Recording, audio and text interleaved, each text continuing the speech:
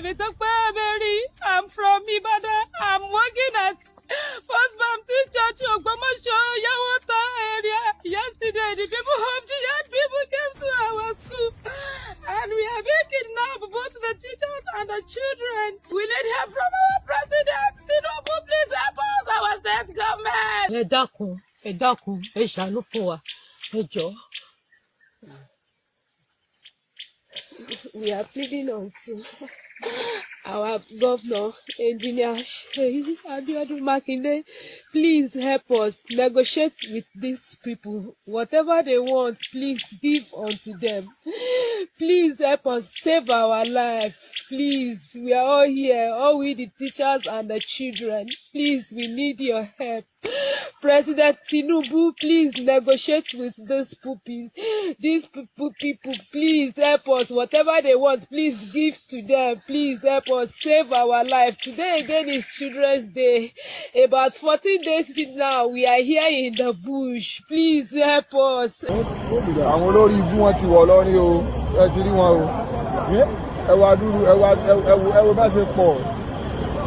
We have to be very, very careful. Situation report in Ilorin. But what is wrong with Ibo?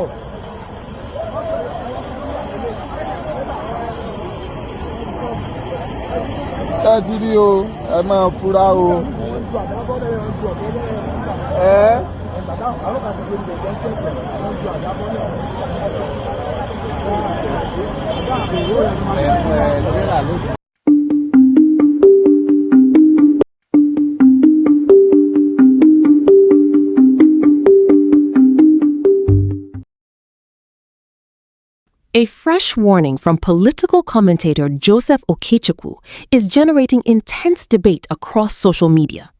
In a viral video, he raises concerns about the 2027 elections and warns that Nigeria could face serious political unrest if tensions are not properly managed. What exactly did he say? And why is the video attracting so much attention? Let's take a look at the video. Hi everyone, I hope you're all doing great today. Okay, so I sincerely hate to be the bearer of bad news, but I have to say it to Nigerians as it is. If you are in Nigeria and you know you're going to be in Nigeria during the 2027 elections, please make contingency plans.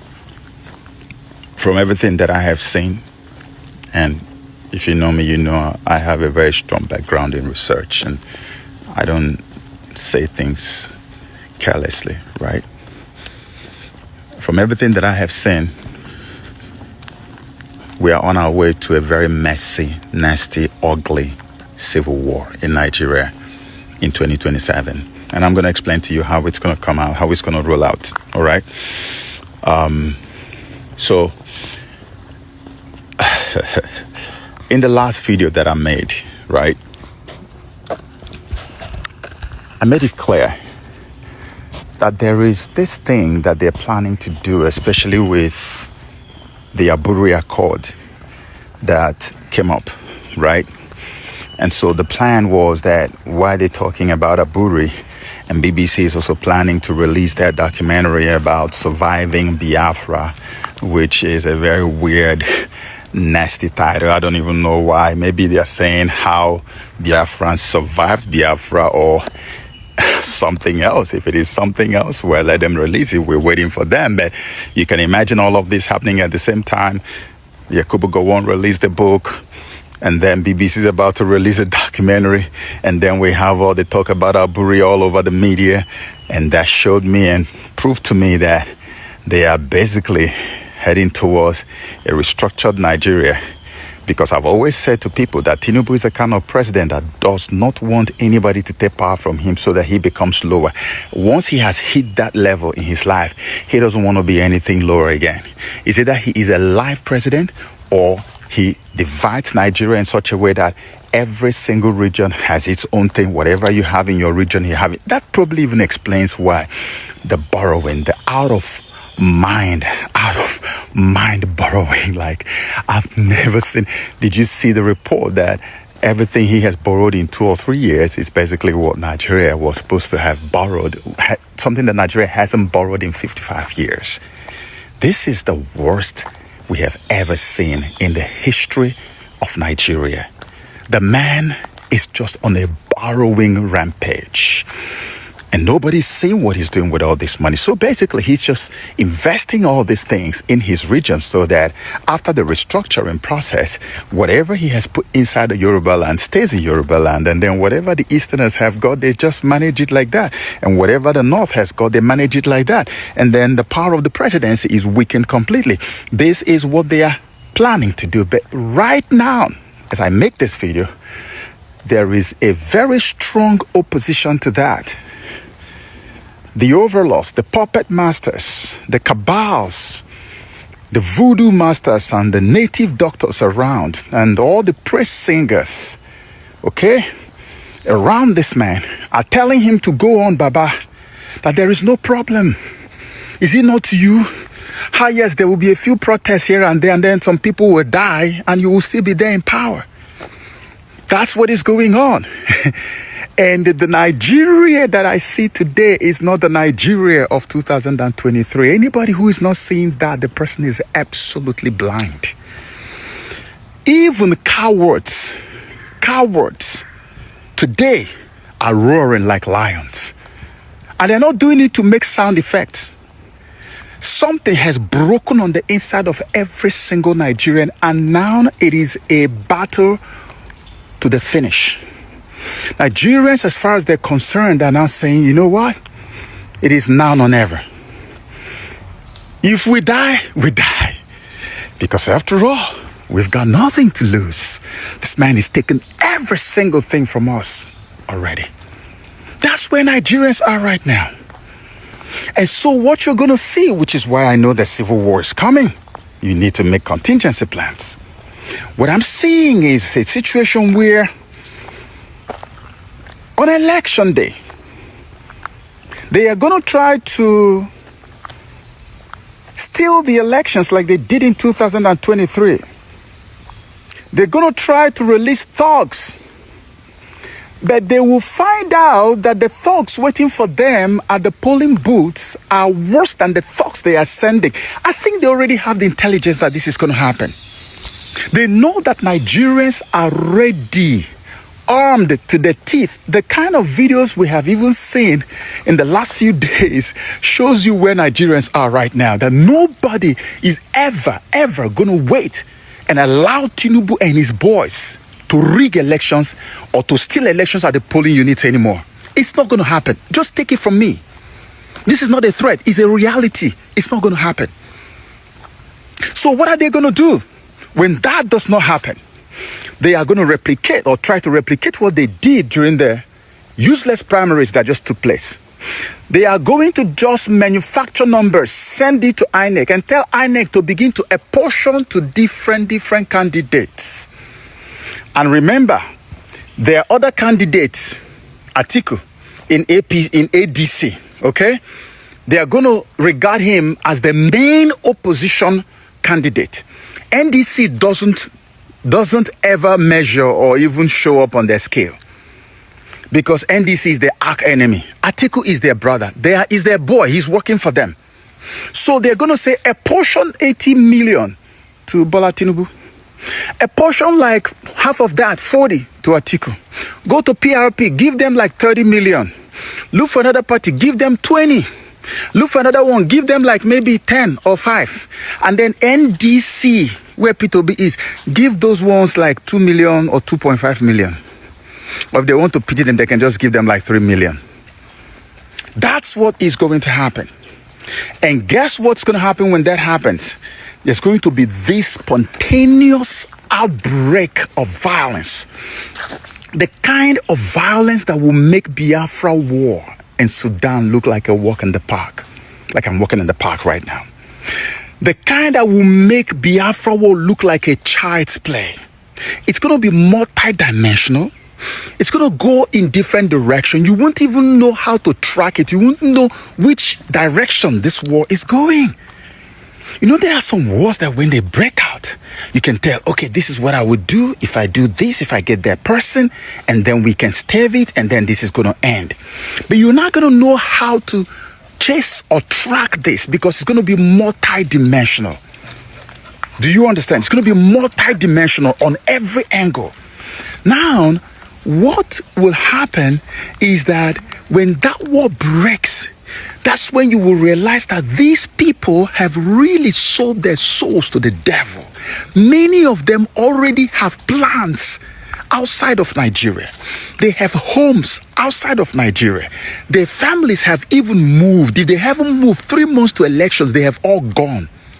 That's when you will know they've already planned their escape. We are dealing with criminals.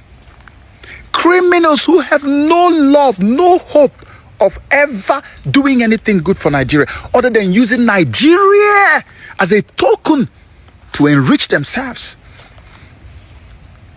Nigeria is a collateral for stealing from the whole world and leaving the unborn generation in debt. They have no heart, no soul, no conscience. Every ounce of conscience in them has been extracted when they sold their souls to the devil. That's why Tinubu is claiming to be a Yoruba man. He's from Yoruba land. Oyo State, 46 children with their teachers still in captivity. The teacher was beheaded, videoed, and shown to the whole world. The woman had a baby on her back and was pleading for help. No presidential broadcasts. No official presidential statement from either the president or any one of his aides. And they are all Yorubas. Can't you see? It's not even about the tribe now. It's about the master they serve. The devil that they serve does not know tribe or religion or tongue. That's why they want to start the war, to reduce population. They know that what they're about to do will start war, and they will start it. That's why I'm telling Nigerians, make contingency plans. By every indication, what I see is a very nasty, messy civil war. But whichever way it goes, God will give us victory, and at the end of the day, we will come out on top, and they will be the biggest losers. Prepare. The hour has come. Political analyst Edmund Obilo is also sounding the alarm over Nigeria's security situation. In a recent video, he argues that growing ethnic tensions, insecurity, and fears of reprisals could push the country toward a major crisis if urgent solutions are not found. His remarks have triggered widespread discussion online. Let's take a look at the video. The Fulani militant uprising in Nigeria might trigger a counterattack from other ethnic groups. That is my worry. And we must check it. Because if we don't, we might pay dearly for it. So let me remind you of the consequences of counter-violence, because Nigeria is edging closer to counter-violence. If counter-violence is not the cure, then Nigeria faces a question more agonizing than any other. How does our people stop the violence that begets counter-violence without becoming the very engine of its own destruction? Look now at Nigeria. Criminal elements, armed, mobile, shadowy, move through the forest and farmlands. They call themselves many things, but Nigeria knows them by the name of an ethnic group, the Fulani. They kill, they kidnap, they burn villages. And in response, ethnic militias are rising. In Yoruba land at the moment, Sunday Igboho is raising Yoruba militias. You can see videos of them moving into the forest. That is how it starts. Why are they angry? Terrorists stormed schools in Orire, in Oyo State, kidnap teachers, kids, babies. The Berom fortified their hills. The Yoruba vigilantes gather, and each side says the same terrible justification. We are only defending ourselves. They struck first. Let me remind you of July 1966 all over again. Only now, the uniform is not army uniform, but civilian marauders. And the admonition remains unchanged. The nation that cannot distinguish between the criminal and the king is already lost. When a Fulani bandit kills a thief farmer, the thief farmer's son does not see a criminal. He sees a Fulani. When the thief militia retaliates, burning a Fulani settlement, where no bandits live, the Fulani header's daughter does not see vigilantes. She sees thief, and in that moment, the actual crime, the original act of banditry, becomes irrelevant. What matters now is identity. What matters now is blood. What matters now is revenge that no one can stop. So, how does a nation break this circle without disarming the innocent? How does it stop the violence that leads to counter-violence? First, the state must reclaim its monopoly on legitimate force. This is not merely a political slogan. It is the very definition of a state. When citizens take up arms because they no longer trust the government to protect them, the state has already failed. But the answer is not to crush the militias with greater violence. That is merely counter-violence by another name. The answer is to outgovern the bandits. It is to deploy competent, ethnically neutral security forces whose loyalty is to the law, not to a region. It is to track criminals by their deeds, not their dialect. It is to invest in intelligence, in rapid response, in rural courts, in roadways that connect isolated communities to the center. The state must become so present, so effective, so just, that the vigilante becomes unnecessary, not because he is suppressed, but because he is obsolete. Second, the Nigerian state must criminalize the act, not the identity. This sounds simple, but it is revolutionary in its implications. When a Fulani herdsman commits murder, he must be hunted, arrested, and tried, not because he is Fulani, but because he is a murderer. When a thief militiaman burns a Fulani home, he must face the same justice. But this requires a judiciary and a police force that have been cleansed of ethnic bias, and that, in turn, requires political courage of a kind that is rare in any nation.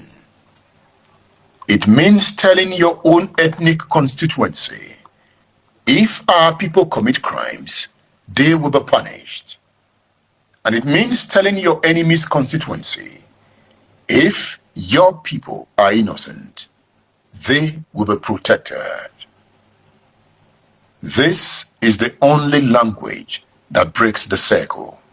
Everything else is just war by other means. Third, and most difficult. The Nigerian state must address the ecological and economic roots of the violence. The Fulani bandits are monsters, no doubt, but they are also men whose traditional grazing routes have been blocked by farms, whose cattle have been stolen by climate change, whose youths have been radicalized by poverty and neglect. This does not excuse their crimes. Nothing excuses kidnapping and murder. But to fight only the symptom while ignoring the disease is to guarantee that new bandits will rise as fast as old ones fall. The Nigerian state must invest in ranching, provide alternative livelihoods, and build trust across the herder-farmer divide. This is slow work. It is unglamorous work. It does not make for dramatic headlines. But it is the only work that ends the circle permanently. Because if we go fire for fire, Nigeria will plunge into a deadly civil war. It is coming if we don't manage it. Fourth, Nigeria must refuse the seduction of collective guilt. This is the hardest lesson of July 1966. Remember, after the first coup, Northerners blamed all Igbo.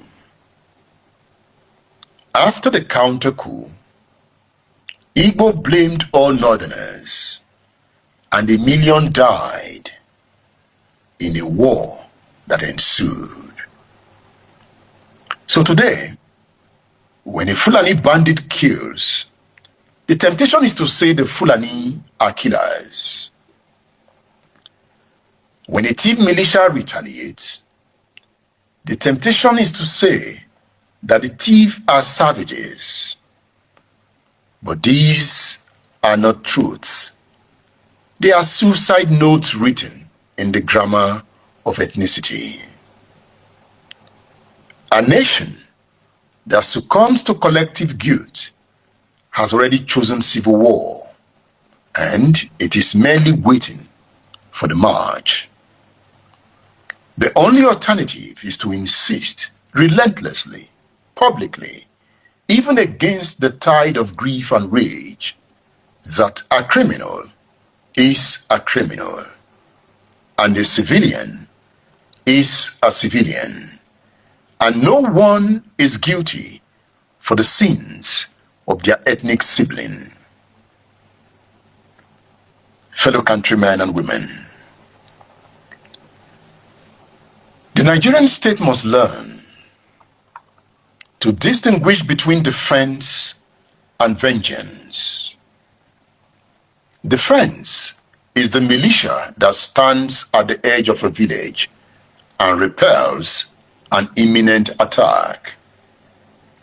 Vengeance is the militia that crosses into the next valley and burns a sleeping hamlet. One is the right of every human being. The other is the path to July 1966 and to every massacre that followed. The state must defend the first while prosecuting the second. And communities must learn to demand protection without demanding blood. Note, you cannot stop the circle of violence by choosing a side within it. You can only stop it by stepping outside of it, by refusing to let the criminal define your enemy, by insisting that justice is blind to ethnicity, and by building a state so strong in its fairness that no citizen feels the need to become a vigilante. This is harder than revenge. It is slower than rage. It requires patience, trust, and a kind of moral courage that is rare in any generation. But the alternative is not victory. The alternative is an endless July month after month, year after year, each counter-violence birthing the next, until Nigeria becomes not a nation, but a graveyard of good intentions. And the only epitaph reads, "They struck first, so we struck back, and then we all died." Break the chain, not with a bigger gun, but with a better nation. A word is enough for the wise. Thank you for listening to me.